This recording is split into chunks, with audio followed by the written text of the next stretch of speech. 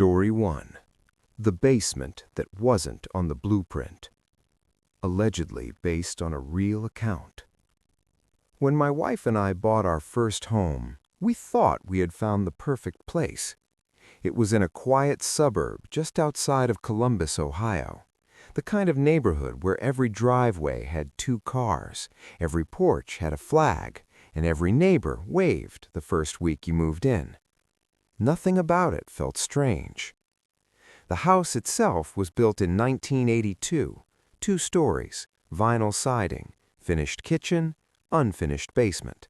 One previous owner, an elderly man who had passed away inside the home from natural causes, according to the realtor. That didn't bother us. People die in houses all the time. What bothered me came later. The first week was normal, exhausting. Cardboard boxes stacked in every corner, that hollow echo every empty house makes before it becomes a home. The basement door was in the hallway near the kitchen, heavy wood, painted white. Every night before bed, I made sure it was closed. It didn't lock, it just shut firmly into the frame. The first time I noticed it open, I assumed I had forgotten. The second time, I blamed the air pressure. Maybe the HVAC kicked on and shifted it. The third time, I tested it. I closed it carefully, watched it latch. I even placed a small folded piece of paper between the frame and the door so I'd know if it moved. The next morning, the door was cracked open about 2 inches. The paper was on the floor. And here's what bothered me. The door opened outward, which meant something from the inside had to pull it. I didn't tell my wife. Not yet. The basement itself wasn't finished, just concrete floors, cinder block walls, exposed beams, one hanging bulb with a pull string. It smelled like old dust and damp insulation. Nothing unusual, at least not at first. About 3 weeks in, I decided to start organizing down there. The previous owner had left behind shelves full of random junk, paint cans, old tools, yellowed newspapers from the late 80s. Behind one of the shelves, something caught my eye. A section of drywall that didn't match the rest of the basement. Everything else was solid concrete foundation, but this patch, about 6 feet wide, was drywall and newer. It didn't look 1982. It looked added, sloppily. I ran my hand across it, hollow. I went upstairs and pulled out the inspection paperwork. The blueprints were included in the home purchase documents. I traced the layout of the basement carefully. There was no extra room, no storage alcove, nothing. That wall wasn't supposed to be there. That night, I couldn't sleep. I kept thinking about the door, about the way it opened, about that drywall. Around 1:30 a.m., I got up quietly. My wife was asleep beside me. I grabbed a hammer from the garage. The basement light flicked on with that dull buzz. The air felt colder than usual. I stood in front of the drywall for a long time before swinging. The first hit cracked it. The second punched through, and when that hole opened, a rush of air escaped. Not mold, not rot. It smelled like something sealed for years, stale, dead. I widened the hole until I could see inside. It was a space about 6 feet deep, 4 feet tall, maybe 3 feet wide, not big enough to stand, but big enough to sit or kneel. The walls were wood, not concrete, and they were scratched. Not random scratches, long, vertical claw marks, deep enough to splinter. My stomach dropped. In the far corner, there was a small sneaker, a child's sneaker, blue, Velcro strap, size small, and beside it, a length of old rope. That's when I heard it, the basement door behind me, slowly creaking open. I froze. The sound echoed unnaturally loud in the empty space. I turned around fast. No one. but I could hear something else. Footsteps. Above me. Walking slowly across the living room floor. Deliberate. Heavy. My wife was asleep upstairs. I knew she was. I ran up the stairs 2 at a time. The living room was dark, silent, no movement. I checked the kitchen, the front door, the back door, all locked. I went upstairs. My wife was still asleep. I didn't tell her that night, but I didn't sleep either. The next morning, I called the realtor. I asked about the previous owner. There was a pause. Then she said something she forgot to mention. In 1987, a boy from the neighborhood disappeared. He lived 3 houses down, 7 years old, vanished while playing outside. They never found him. The previous homeowner had been questioned. He was one of the last adults seen talking to the boy, but there wasn't enough evidence. The case went cold. My hands were shaking. I called the police. They arrived within an hour. When the officer saw the hidden space, his expression changed immediately. Forensics came the next day. They broke up part of the concrete floor inside the hidden room. Underneath the thin slab, they found disturbed soil. And in that soil, they found something. Small bones. I won't describe them. You can imagine. The investigation reopened. The house became a crime scene. But here's where it gets worse. 2 nights after they sealed off the basement, my wife and I were still sleeping upstairs. Around 3 a.m., I woke up to the sound of something dragging across the floor, below us. Slow, heavy, like furniture scraping concrete. I thought maybe police were back. I looked outside. No cars, no lights. The dragging sound continued. Then it stopped, and I heard something else. A child's voice, soft, muffled, from the basement. I couldn't make out words, just crying. My wife woke up too. She heard it. We both did. We grabbed our phones and went downstairs together. The basement door was wide open. The police seal tape was ripped. The light downstairs was on. But when we got to the bottom, the hidden room was empty. The concrete that had been broken up was now smooth again, perfect, like it never been touched. The drywall patch we had smashed through was whole, seamless, no cracks, no hammer marks, nothing. I felt dizzy. My wife was crying. We ran upstairs and called 911. Officers came. They searched. They said the basement showed no signs of recent construction, no broken concrete, no hidden room. I showed them the photos on my phone, of the shoe, of the rope, of the scratches. The photos were gone, deleted. They thought we were stressed from the investigation. They suggested maybe we imagined part of it. But here's something I never told them. When we were packing to leave, because we did leave immediately, I found something in our bedroom closet. A small blue sneaker, covered in dust, size small. We never brought it upstairs. We never touched it after that first night. I threw it in a trash bag without telling my wife. We moved out within the week. 2 months later, I checked Zillow. The house was back on the market. Recently renovated basement, the listing said. The photos showed smooth concrete walls, no drywall patch, no hidden additions. Perfect, as if nothing had ever happened. I looked up the missing child case online. There was an update. Remains discovered in 2026 tied to 1987 cold case. But the location wasn't disclosed, and the article mentioned something strange. The remains had been found beneath concrete in a sealed space. But the property address listed in the report wasn't ours. It was 3 houses down, the boy's old home.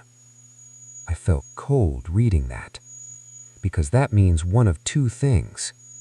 Either the police lied, or whatever was in our basement was never human.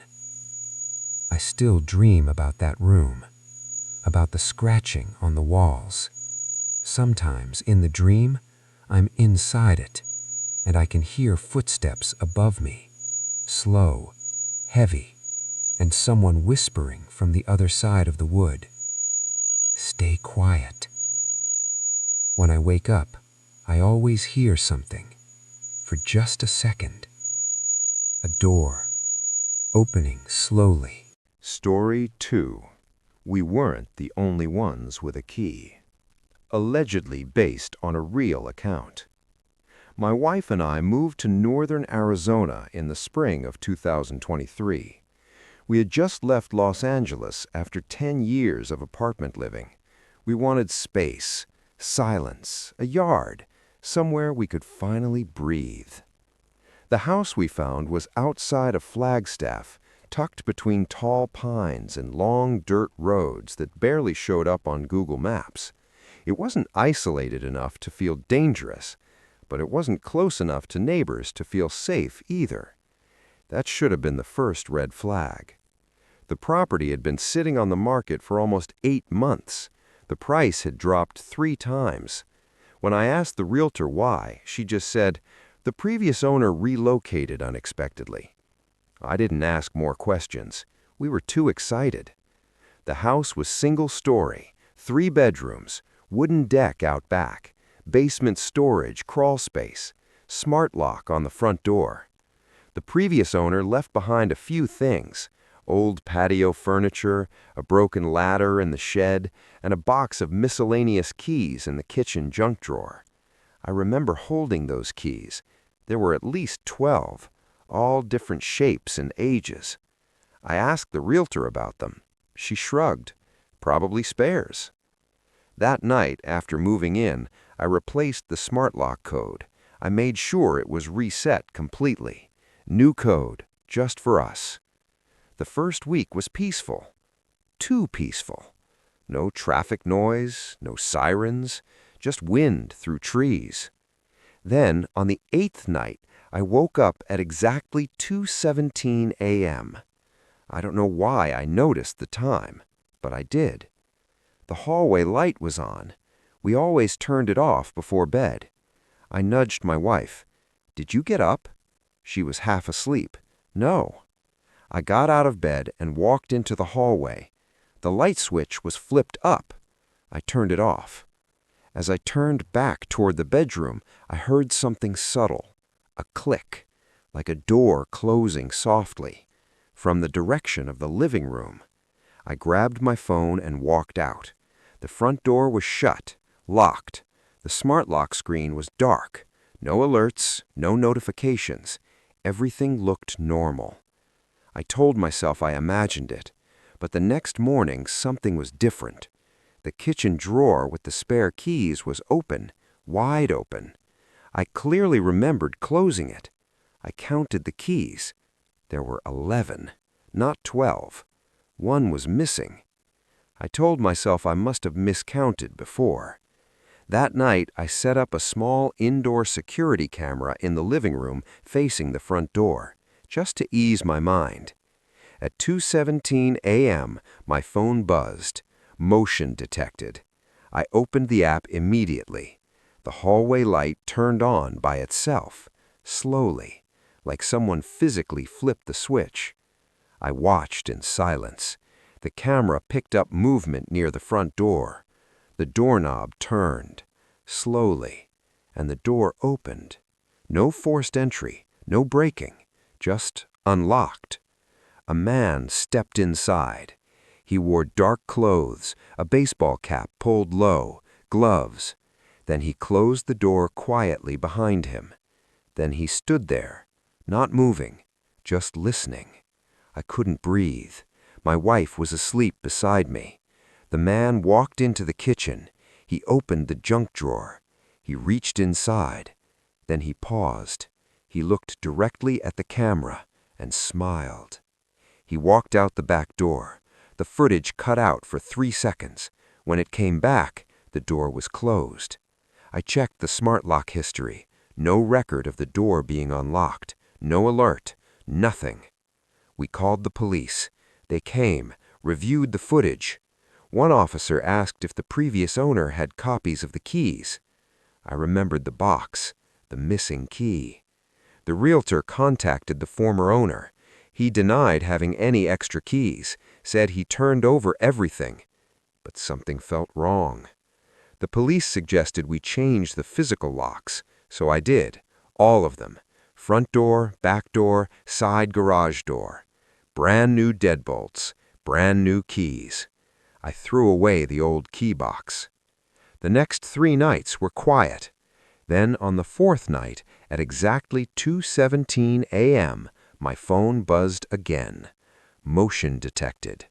The hallway light turned on by itself, slowly, like someone physically flipped the switch. I watched in silence. The camera picked up movement near the front door. The doorknob turned, slowly, and the door opened. No forced entry, no breaking, just unlocked. A man stepped inside. He wore dark clothes, a baseball cap pulled low, gloves. Then he closed the door quietly behind him. Then he stood there, not moving, just listening. I couldn't breathe. My wife was asleep beside me. The man walked into the kitchen. He opened the junk drawer. He reached inside. Then he paused. He looked directly at the camera and smiled. He walked out the back door. The footage cut out for 3 seconds. When it came back, the door was closed. I checked the smart lock history. No record of the door being unlocked. No alert. Nothing. We called the police. They came, reviewed the footage. One officer asked if the previous owner had copies of the keys. I remembered the box, the missing key. The realtor contacted the former owner. He denied having any extra keys, said he turned over everything. But something felt wrong. The police suggested we change the physical locks, so I did. All of them. Front door, back door, side garage door. Brand new deadbolts, brand new keys. I threw away the old key box. The next 3 nights were quiet. Then on the 4th night, at exactly 2:17 a.m., my phone buzzed again. Motion detected. The hallway light turned on by itself, slowly, like someone physically flipped the switch. I watched in silence. The camera picked up movement near the front door. The doorknob turned, slowly, and the door opened. No forced entry, no breaking, just unlocked. A man stepped inside. He wore dark clothes, a baseball cap pulled low, gloves. Then he closed the door quietly behind him. Then he stood there, not moving, just listening. I couldn't breathe. My wife was asleep beside me. The man walked into the kitchen. He opened the junk drawer. He reached inside. Then he paused. He looked directly at the camera and smiled. He walked out the back door. The footage cut out for 3 seconds.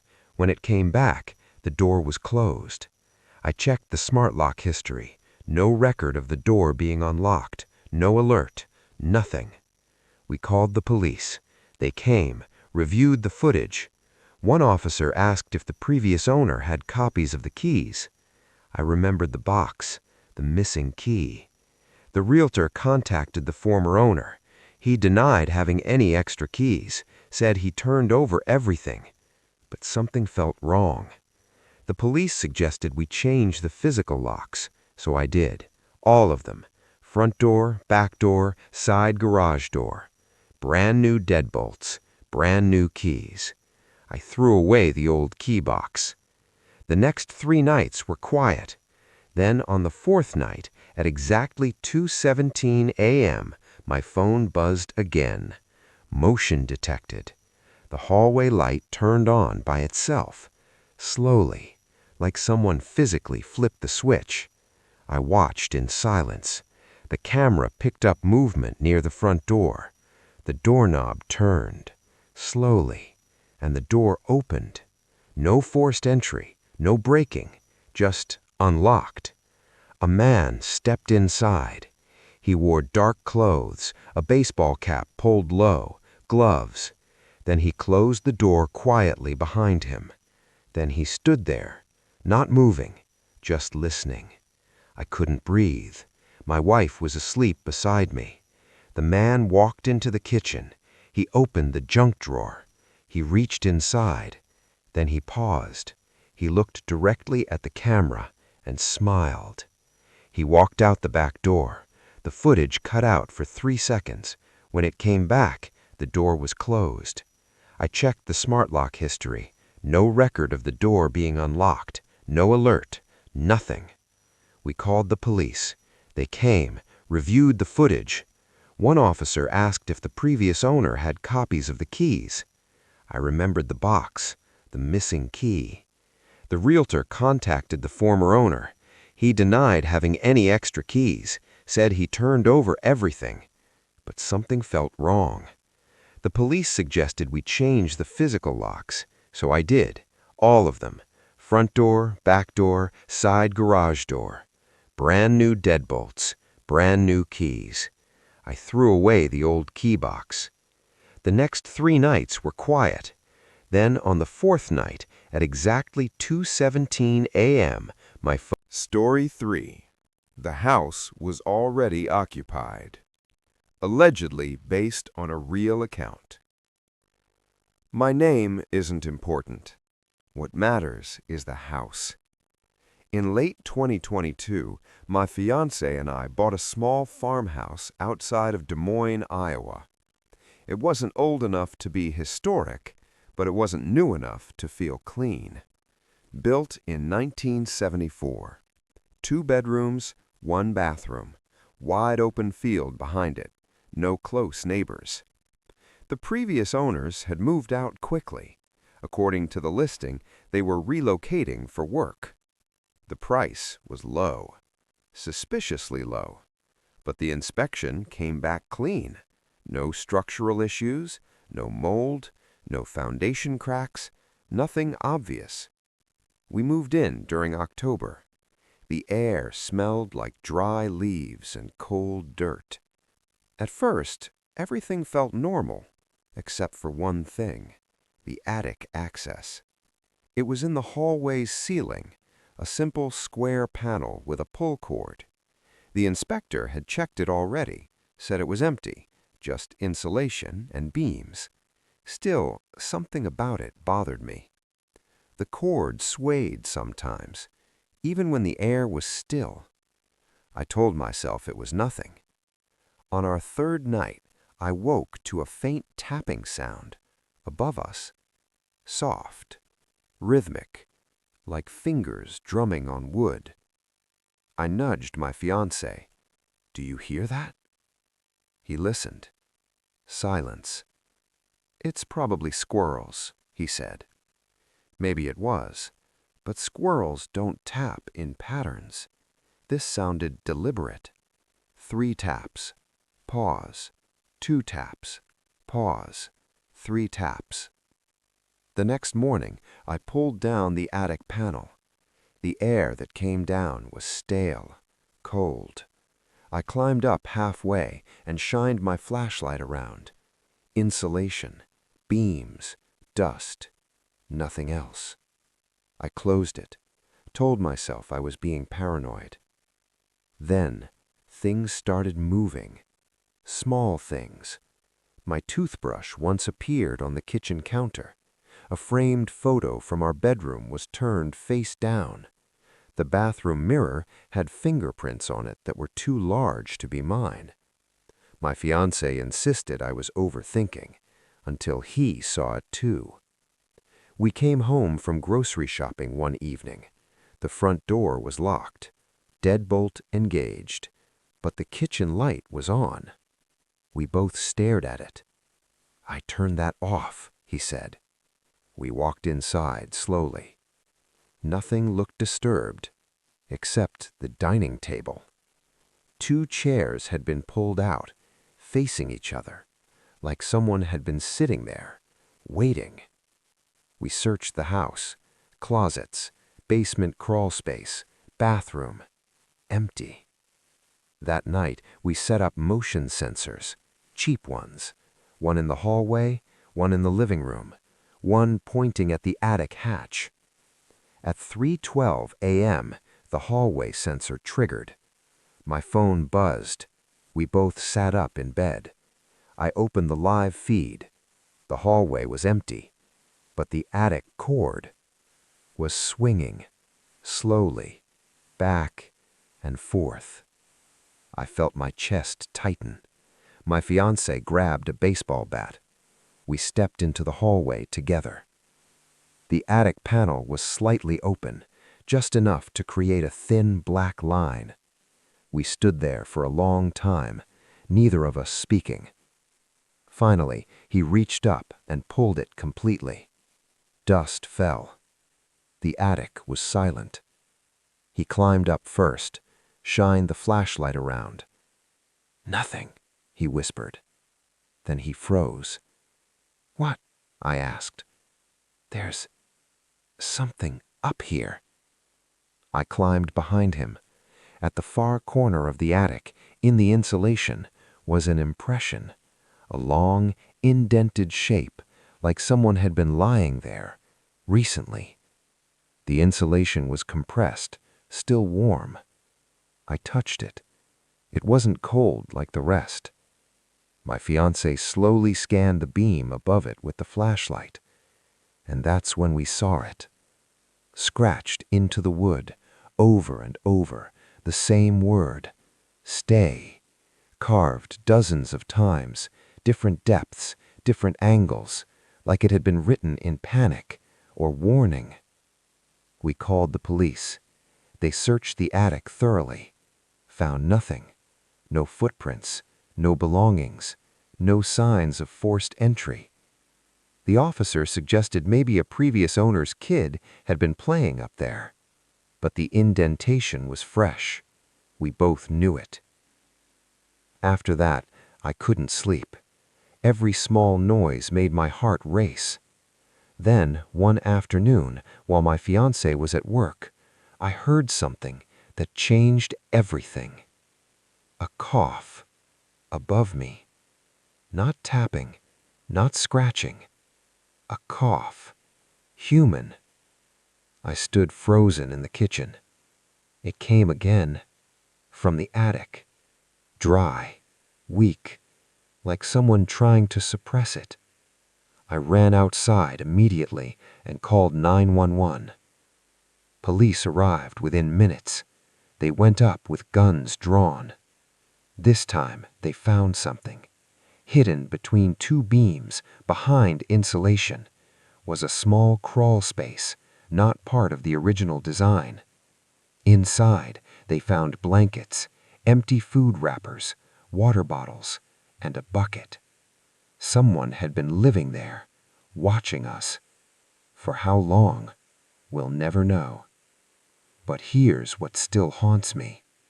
There was no ladder in the attic, no way up except through the hallway hatch, which meant whoever was up there had to come down regularly while we were home. Police searched the property. They found footprints outside near the back of the house, leading to the tree line, then disappearing. No suspect was ever caught. We changed the locks, installed cameras everywhere, stayed 1 more month. Nothing else happened. No tapping, no coughing, no movement. It felt over. Until our last night. We were packing the final boxes. The house felt hollow again, empty, like the first day we moved in. I walked down the hallway one last time. The attic hatch was closed, still. As I turned off the hallway light, I heard it. One final sound. 3 taps. Pause. 2 taps. Pause. 3 taps. From inside the walls. Not the attic. The walls. Like it wasn't above us anymore. Like it had moved. We left immediately. Didn't even stay the night. A new family bought the house 3 months later. Young couple. No kids. I looked up the property recently, out of curiosity. There was a short news article from local Des Moines media. Police respond to disturbance at rural property. Minimal details, but one line stood out. Officers discovered evidence of long-term unauthorized occupancy within interior wall cavities. Interior wall cavities, not the attic, the walls. Which means whoever was living there never left. And sometimes at night, when the house is completely quiet, I swear I still hear it. 3 taps. Pause. 2 taps. Pause. 3 taps. Like someone asking to come back in.